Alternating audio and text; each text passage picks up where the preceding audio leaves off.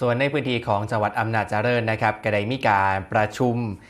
การจัดเฮ็ดแผนปฏิบัติการป้องกันและบรรเทาสาธารณภัยอบจพศ2569ถึง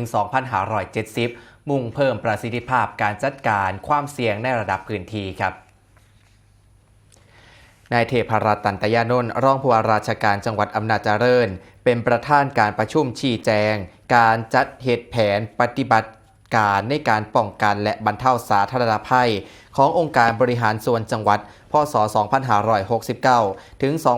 2570โดยมีหัวหน้าส่วนราชการผู้แทนหน่วยงานด้านการป้องกันและบรรเทาสาธารณภัยในพื้นที่และการเจ้าหน้าที่องค์การบริหารส่วนจังหวัดเข้าร่วมประชุมเพื่อเสริมสร้างความเข้าใจและกำหนดแนวทางการจัดเฮ็ดแผนปฏิบัติการให้เป็นไปในทิศทางเดียวกันสอดคล้องกับเข้าโครงแผน6บทพร้อมทั้งกำหนดแนวทางการกรอบเวลา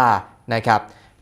พร้อมทั้งกำหนดแนวทางและกรอบเวลาสำคัญเพื่อให้การจัดเฮ็ดแผนปฏิบัติการของอบจ.อำนาจเจริญเป็นไปด้วยความราบรื่นและก็มีประสิทธิภาพถือว่าเป็นก้าวสำคัญในการเตรียมความพร้อมรับมือลดผลกระทบและก็เพิ่มประสิทธิภาพระบบการจัดเหตุการณ์ความเสี่ยงจากสาธารณภัยของจังหวัดอำนาจเจริญให้มีความเป็นเอกภาพและก็ยั่งยืนครับ